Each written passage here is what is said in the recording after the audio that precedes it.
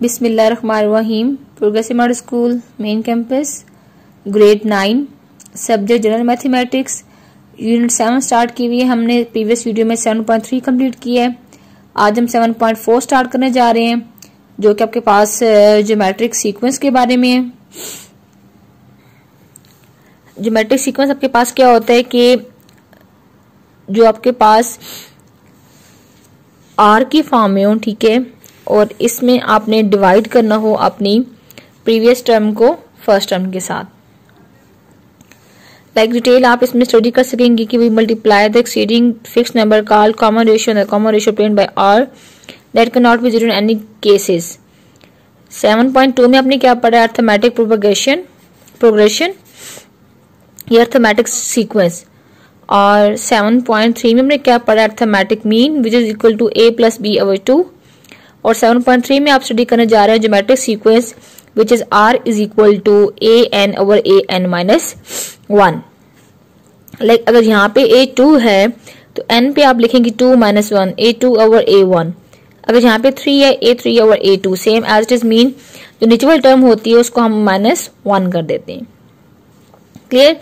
फिर आपके पास ये भी फाइंड किया है कि अगर आपने फर्स्ट टर्म फाइंड करनी है तो आपके पास ए आर होता है। फर्स्ट टर्म ए होती है, सेकंड ए आर होता है, एंड थर्ड टर्म आपके पास ए आर स्क्वायर होता है, एंड एन टर्म आपके पास क्या होता है? A are N minus 1। Clear? ये आपके पास जनरल ज्योमेट्रिक प्रोग्रेशन के आपके पास क्या है? सिंपल एक फार्मूला है।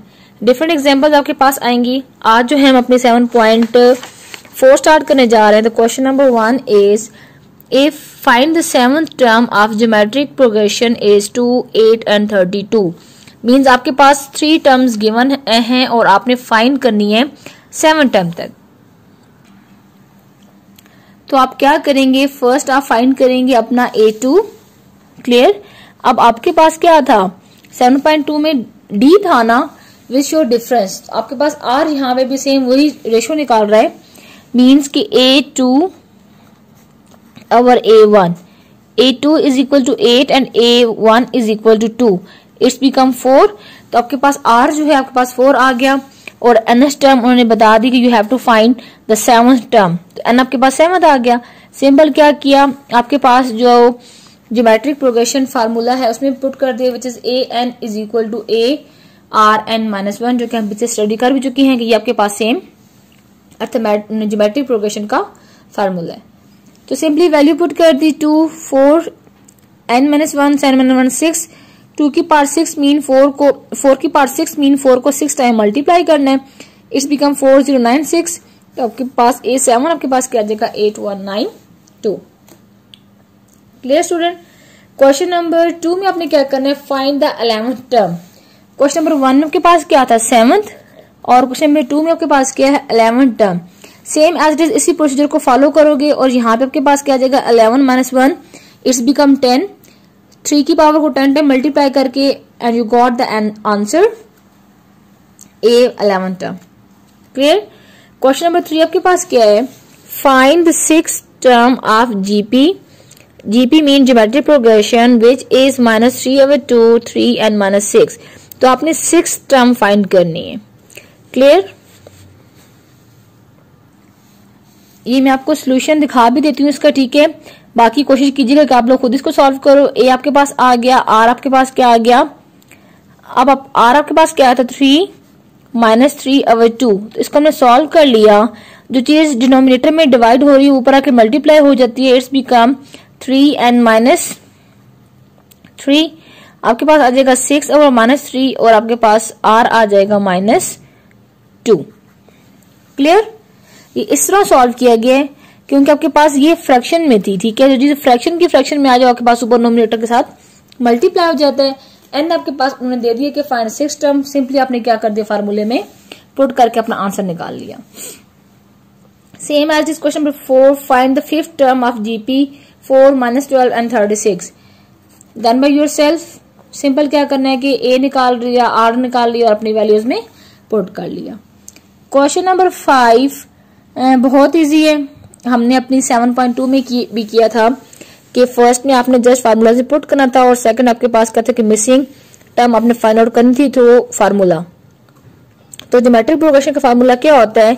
A n is equal to a are n over 1।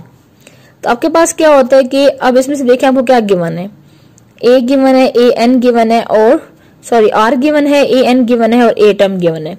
तो आपने फाइंड क्या करना है, एन फाइंड करना है। क्लियर। तो अपना सोल्यूशन हम सॉल्व करते हैं, जो कि आपके पास क्या है, आर आपके पास क्या आ गया 10, ए एन आपके पास आ गया 100 और ए वन आपके पास आ गया 1। फाइंड आपने करना है N. As you know this is the geometric progression formula, putting the value n minus 1 same as it is this. Clear.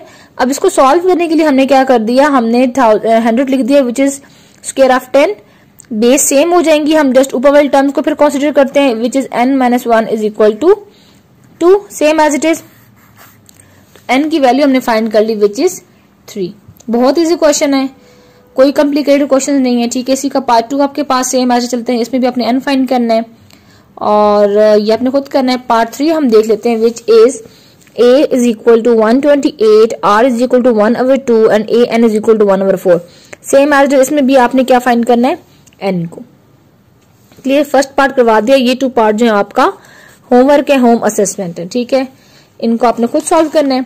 Question number 6 की तरफ चलते हैं। क्वेश्चन नंबर 6 आपके पास क्या कह रहे हैं, find the 11th term of geometric progression whose 5th term is 9 and the common ratio is 2। जी, कॉमन रेशियो आपके पास क्या थी, 2 थी।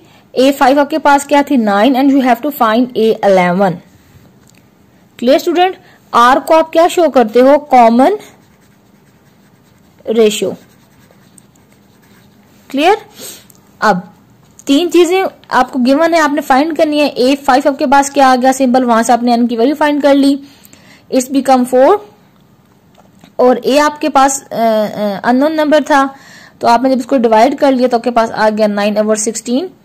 अब ये आपके पास आ गया 9/16। अब आपने फाइंड क्या करना है, A11 टर्म। तो आपके पास a आ गया, यहां से आपने a की वैल्यू इजीली फाइंड कर ली, putting the value in formula which is a r n minus 1 और A11 आपके पास क्या आ गया 5। इसको कंफर्म भी कर ले, मल्टीप्लाई करके आपके पास क्या आ जाएगा,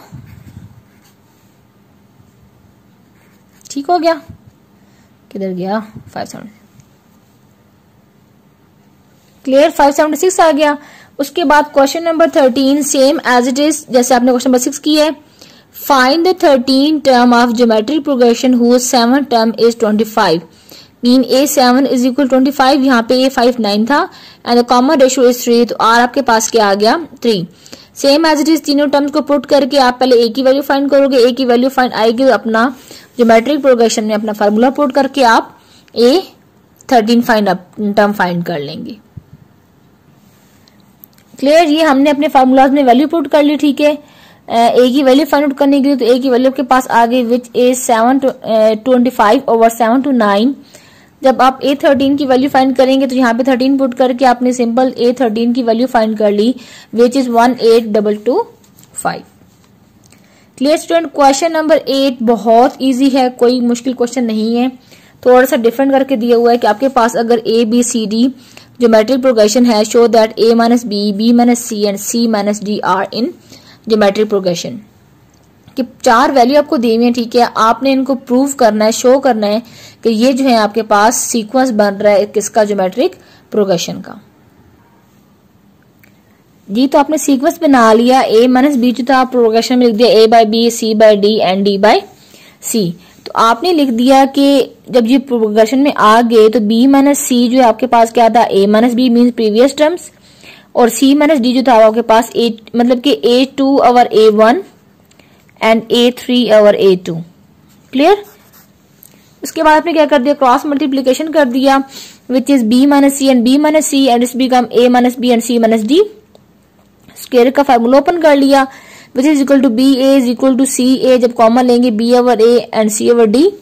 मजीद इसको सॉल्व कर लिया तो आपके पास क्या आ गया, C ओवर B, इन्हीं की जो वैल्यू स्टार्ट में लेट की थी ना, उन्हीं की जगह हमने वैल्यू पुट कर दी, B A की जगह हमने पुट कर दी C बाय B, और C बाय B की जगह हमने पुट कर दी D बाय C। आपके पास क्या आ गया, जब इसको सॉल्व करेंगे C square is equal to BD। ठीक है। अगर सेम एज जब हम अपना प्रीवियस में देखें तो बी ए अवर डी सी, तो मल्टीप्लाई कर देंगे A D is equal to B C. जब सॉल्व करेंगे आपके पास क्या था, B square minus B C plus B C and C square. इनमें से जब आप सब में से कॉमन लोगे तो आपके पास आ जाएगा a minus b minus c and c minus d. यही आपके पास क्या था, ज्योमेट्रिक प्रोग्रेशन, जो कि आपने एक चीज प्रूव करनी थी। क्लियर। क्वेश्चन नंबर 9 के find the geometric terms A5 over A3 is equal to 4 over 9 and A2 is equal to 4 over 9। A5 और A3 और A2 आपके पास क्या आ गया, 4 over 9। इसको भी आपने फाइंड आउट करके फार्मूलाज में पुट करके और एंड पे वैल्यूज फाइंड करनी है। एनी टाइम की ये खुद से आप सॉल्व करेंगे, ना सॉल्व हुआ तो क्यूरीज में आप पूछ सकते हैं जो भी कमेंट्स में। क्वेश्चन नंबर 10 आपके पास क्या, find 3 consecutive number.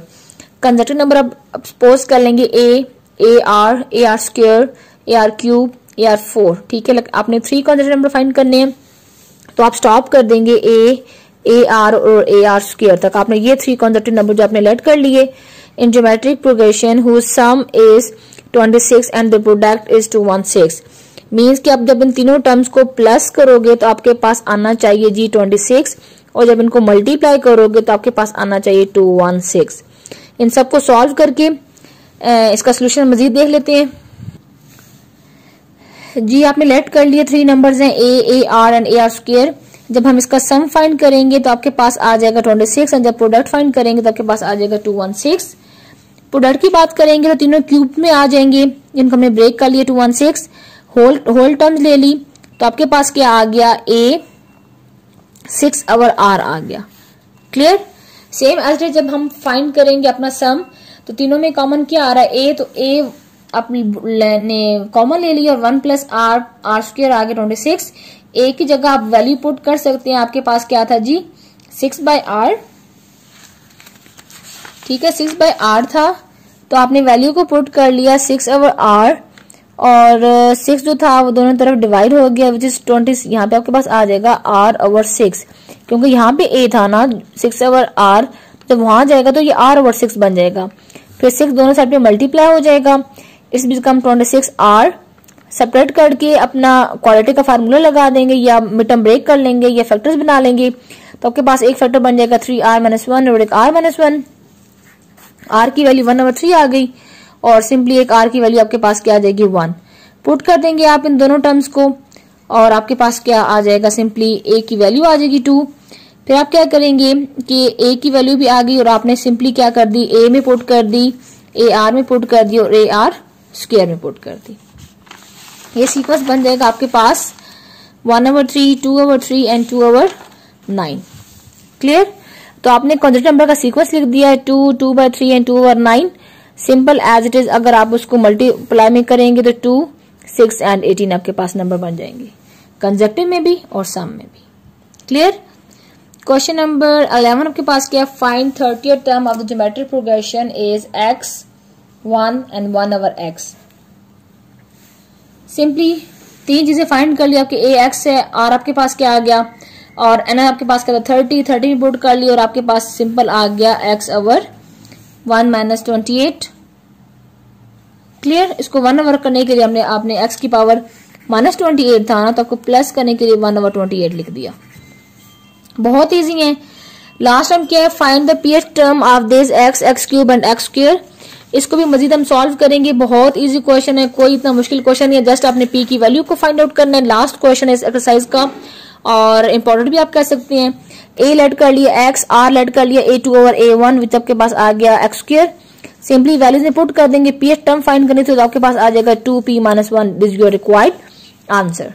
Clear. 12 question है, और फिंगर टिप्स भी होने चाहिए। एक ही फार्मूला यूज हो रहा है बार बार, कोई एक्स्ट्रा चीज नहीं है, तो इसको आपने देखना है लाजमी, ठीक है। बाकी स्टूडेंट जो भी क्यूरियस क्वेश्चन वगैरह you can ask freely in comments, बहुत ध्यान से देखिएगा। 7.1 से 7.5 तक 3 to 4 क्वेश्चन लाजमी आपके बोर्ड में आते हैं, और 7.5 तो बहुत इंपॉर्टेंट है, और कभी कभी लॉन्ग क्वेश्चन में भी आ सकते हैं, तो इनको ध्यान से देखिएगा। मैंने आपको होम टास्क सिर्फ एक क्वेश्चन का दिया, ठीक है, वो भी बहुत इजी है। बाकी इनको क्वेश्चन को देखिएगा और खुद से अटेम्प्ट करने की कोशिश कीजिएगा। जहां भी जो क्यूरीज वगैरह you can ask in comments. Thank you so very much. अपना ख्याल रखिएगा।